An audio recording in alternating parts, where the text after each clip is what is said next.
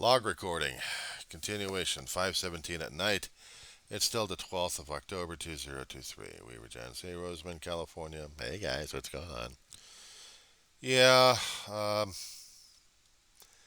conversation with a official over at the college. I got it set for private right now, so only a few people can actually get access to that particular video.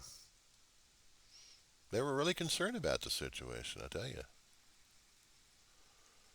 Some conversations are going to be out there, and other conversations aren't going to be posted. But this particular situation, yeah, it's got to go unlisted, so nobody gets access to it except for the people I send the link out to. And I was already sending something over to Jesse Dollarmore because of articles I'd seen on YouTube regarding his actions and reactions, and on another person's, I think it was David Pakman as well, regarding Trump and his rally that he had last night. That was insane. Some of the clips. I wish I'd seen the entire damn thing. No, actually, I think I would not survive the entire thing.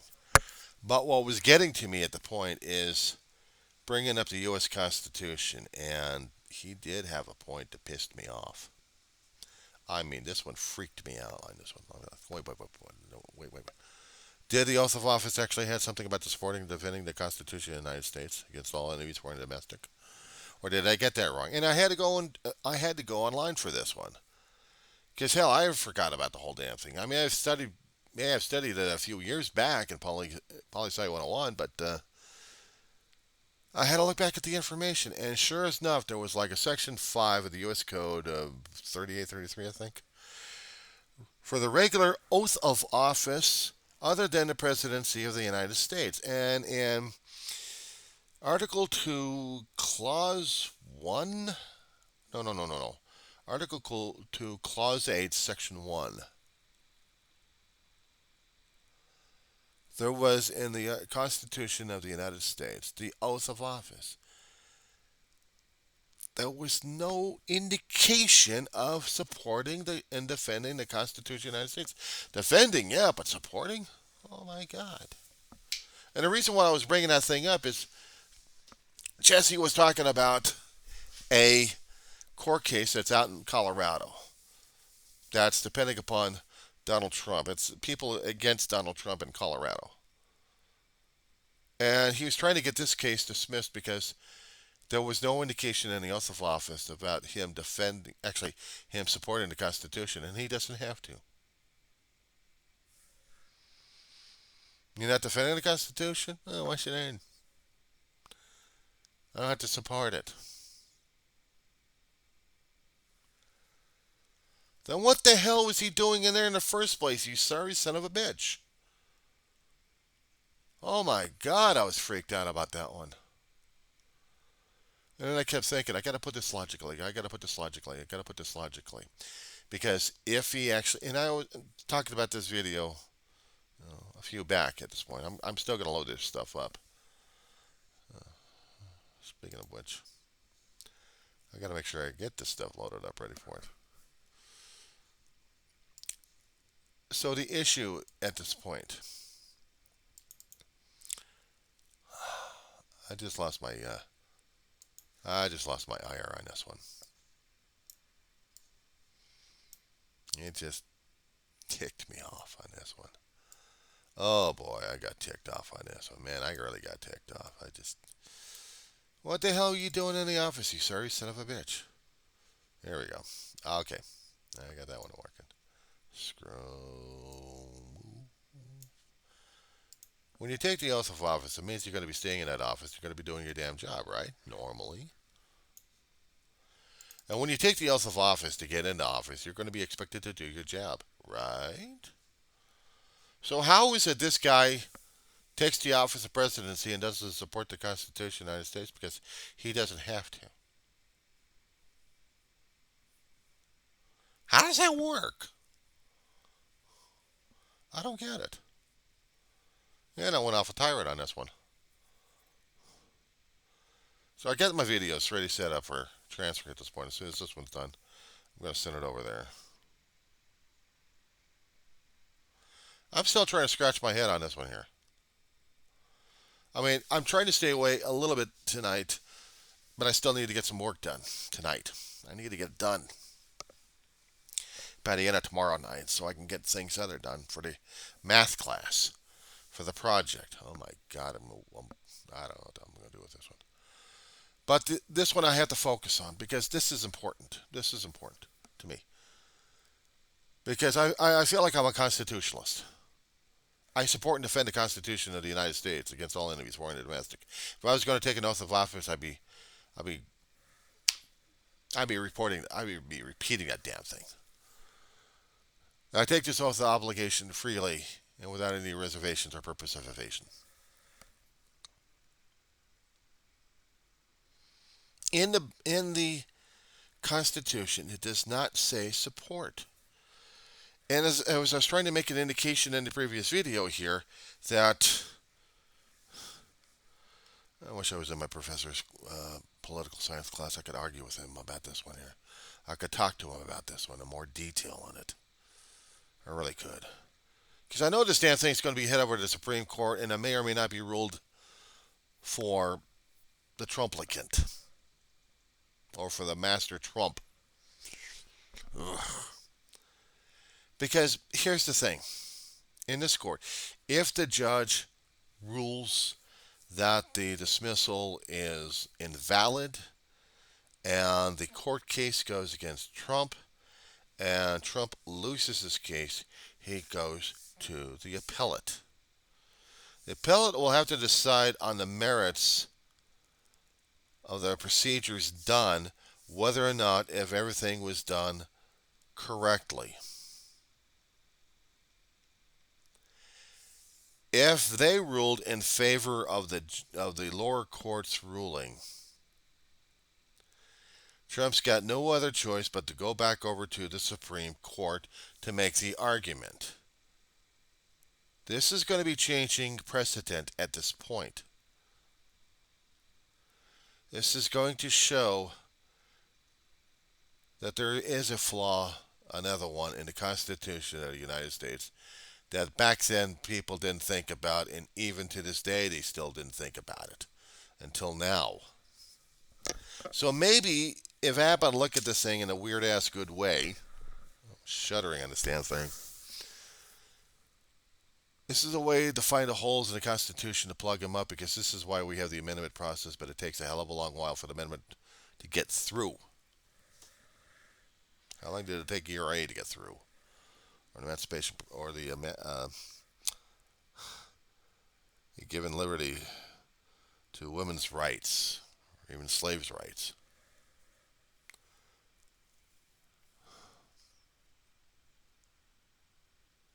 The processes that they have to go through is going to be a nightmare in itself. But let's just say if the judge rules in favor of Trump in the lower court, then he wins that when he gets to crow it over like crazy and he feels like he's got vindicated.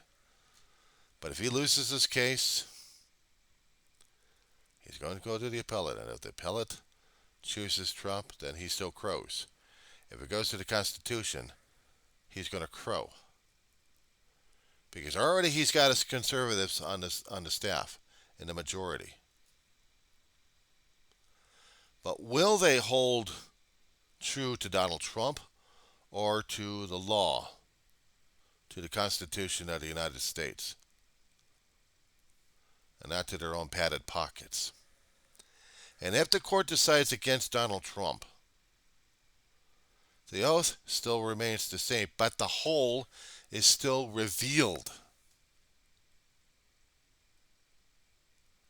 And I'm hoping that Democrats can figure this crap out, because Republicans, I don't know if they're too smart enough to figure this shit out. That this could be used as another way.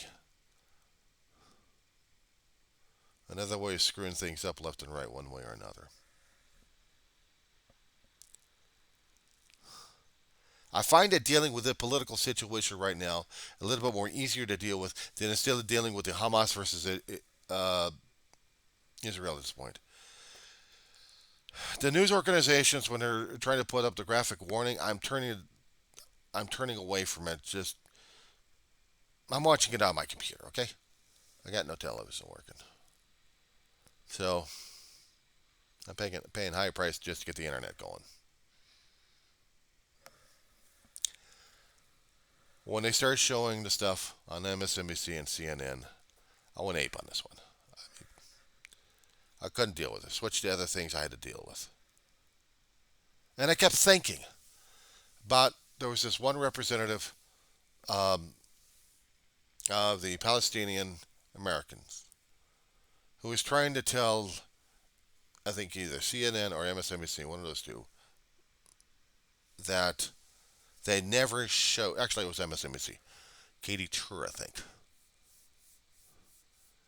She was trying to demonstrate how the networks didn't pick up on the Palestinians' plight of what was going on inside Gaza at this point. And she just lambasted her and the network until the executives above said that's enough. They pulled the plug. Told Kerr, that's it, commercial break.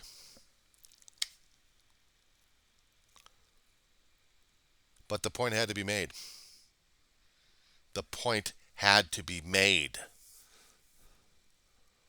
Now, I am not pulling for ISIS. I'm not pulling for Hamas. I understand a pressure cooker when I see the damn thing. I understand I understand a heavy knee to the carotid, to the neck before it breaks.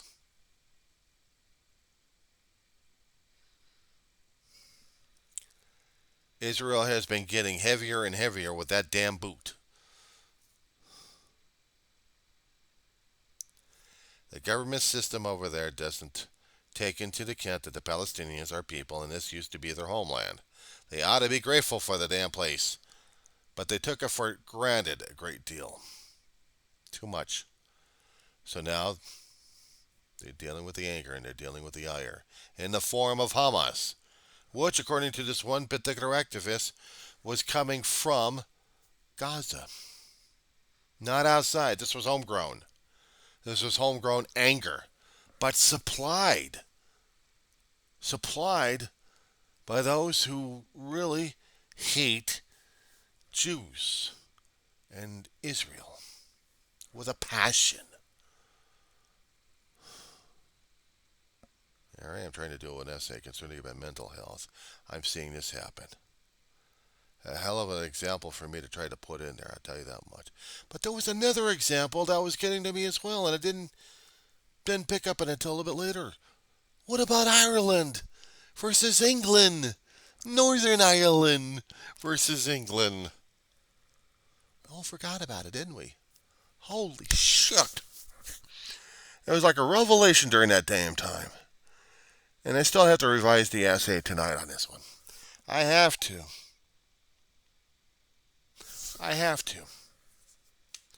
I'm doing a major project in my English class. It should have been a psychology one because this one would have been up psychology's alley on this one for a presentation, not an English class.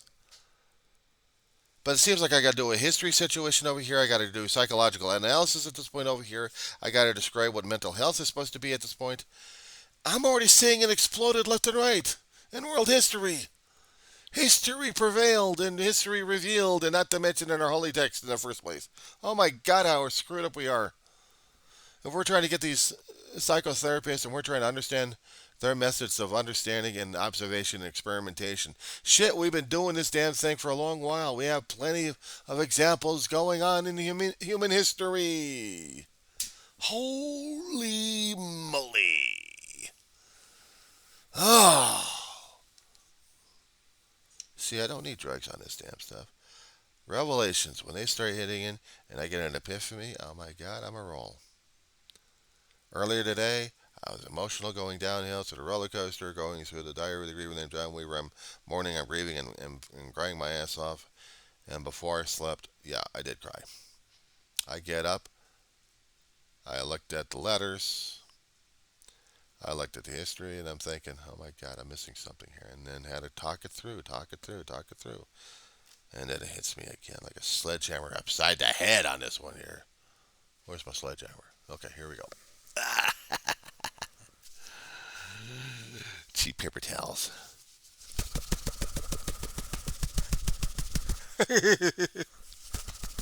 Okay, here we go. That's fun. Well, it's soft.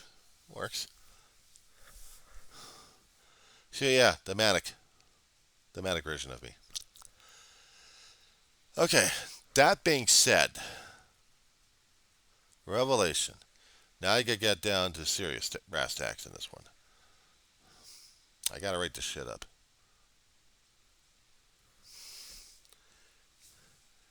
You may think I've lost my mind. I don't know. I think the world lost its mind a long time ago collectively, and we still have it in our genetics that we don't know anything. Well, actually, we know something. We're stupid. We're stupid. We can build up edifices left and right. We can build up something to show ourselves that we are the greatest pieces of crap ever. But we can't treat each other like decent human beings, like the texts that we keep reading that are supposed to be affecting us a great deal. All these damn self-help books from all these damn mental health gurus out there, all the way over to Sigmund Freud.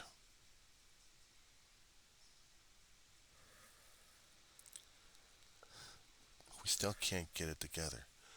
We still can't get ourselves together at this point. What is with us? And to tell you the truth, do we even care at this point? Are we supposed to honestly caring about this point? Because we're sure as hell not showing it to anybody or everybody. That's for damn sure. So what are we supposed to be doing? I haven't got any clues. I haven't got any answers. Except for we're supposed to be following our edicts at this point. We're not doing that either. But we call ourselves dedicated to our beliefs and thinking we're doing charitable work. Are we? We are lying hypocrites, every single one of us. And unless we show ourselves to be true to the works that we're supposed to be following and being part of, we will always be lying hypocrites. And constantly asking forgiveness to the powers that created us for being this stupid. So maybe we got to blame them? No. I take responsibility for me. I take responsibility, accountability, and transparency at this point. I'm held accountable to me and my own actions in whatever form. Make that an oath of office.